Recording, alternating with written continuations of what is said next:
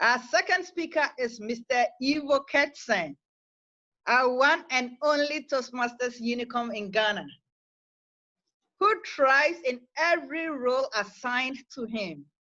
He always amazes us with his great speeches. Pour le francophone, je viens de dire, Monsieur Ivo, la licorne des Toastmasters au Ghana. Il réussit tous ses rôles et tout le temps, il nous montre qu'il est expert des discours. Sans tarder, le titre de son discours aujourd'hui est « D'où viennent-ils ces djihadistes? D'où viennent-ils ces djihadistes? Where do they come from, these jihadists? Where do they come from?" Ivo Ketsen. With a round of applause.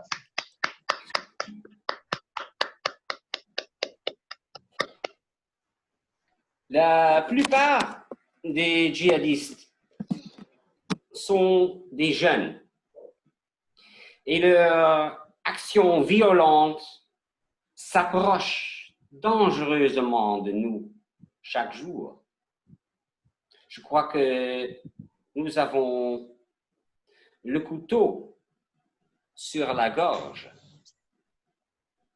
Chers Toastmasters, pouvez-vous les arrêter? La police ghanéenne peut-elle les arrêter? Pour répondre à cette question, il est nécessaire de savoir d'où vient-il. Oh, je me souviens, 1994, j'ai voyagé par la Syrie, un très beau pays arabe, et avec moi était jeune arabe Ali, et j'ai entendu, il voulait devenir poète. Il aimait les phrases en arabe, français, en anglais. Mais là-bas, il n'y était pas des possibilités, pas du tout. Et maintenant, il est un djihadiste avec sabre et kalachnikov. D'où vient-il? Chers Toastmasters, je voudrais vous démontrer que ces jeunes semblent avoir toutes les chances d'échapper aux poursuites. Peut-être vous savez, chers Toastmasters, oui, dites-moi, qui était le premier djihadiste connu de tous, dans tout le monde? Je crois que c'était Osama Bin Laden. Et il était saoudien, issu d'une famille riche qu'il s'opposait tout le temps. Parce qu'il était conservatiste. Et son conservatisme n'était pas du tout nouveau. Non, c'était très normal. Et Osama Bin Laden, il a propagé le djihadisme en Afghanistan, en Afrique de l'Est, au Mali et même en Libye. Oh, ça veut dire, sujet 1, djihadisme, et sujet 2, les jeunes. Oui, le djihadisme. D'où vient ce djihadisme moderne? L'islam? Oui. Mais l'islam, la religion, ce n'est pas un problème. Pas du tout. L'islam peut renforcer la cohésion dans la société. On peut savoir, peut sentir la liberté aussi avec l'islam, mais au contraire, l'islamisme peut fonder le radicalisme et le terrorisme. Oui, une source d'islamisme radical était commencée avec les frères musulmans. Oui, et ce mouvement a été fondé en mars 1924 à Islamia, en Égypte, par Hassan al-Banna. Et à partir de la religion, on a constitué un mouvement politique. Et ce mouvement politique est devenu plus et plus radical.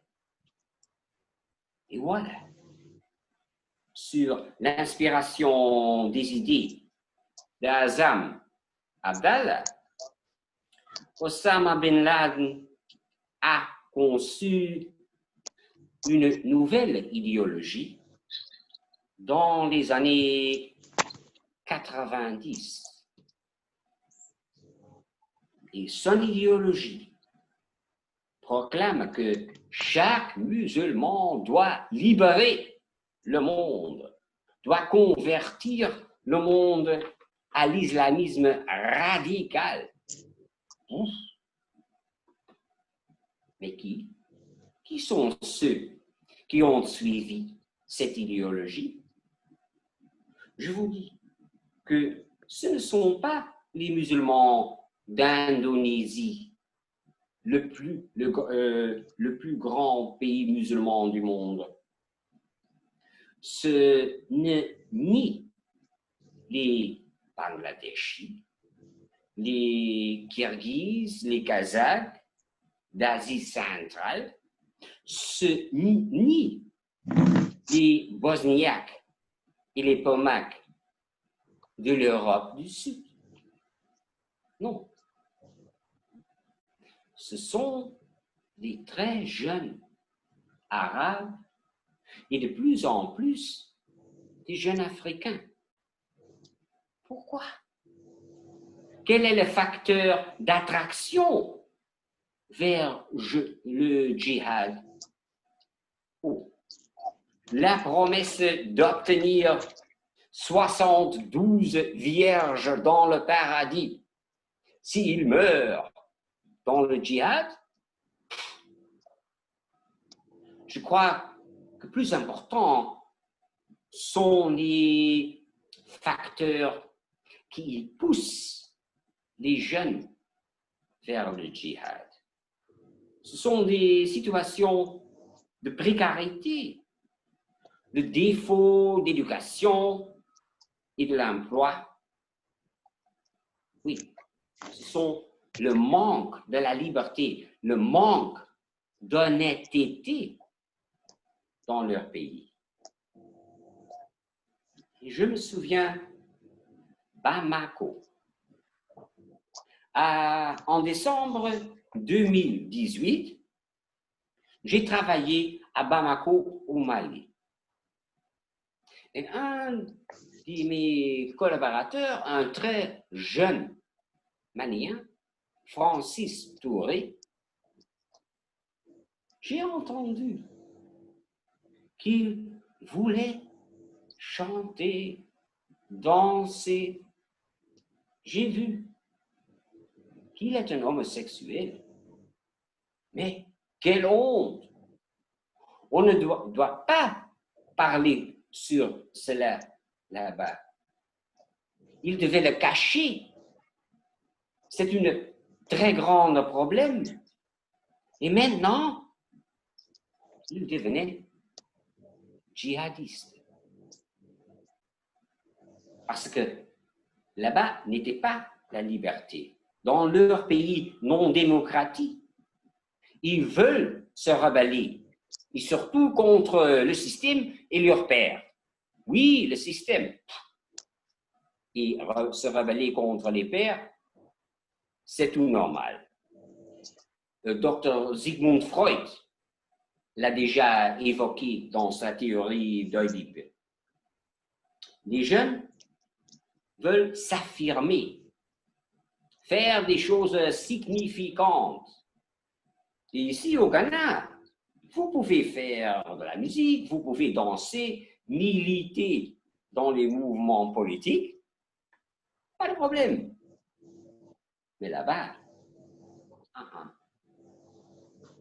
ça veut dire, nous pouvons montrer à ces jeunes que faire de la musique et des discours ici, aux Toastmasters, ne sont pas des facteurs de la corruption de l'âme. Au contraire, communiquer sur le développement personnel avec la méthode de Toastmasters est une force modeste, mais significante.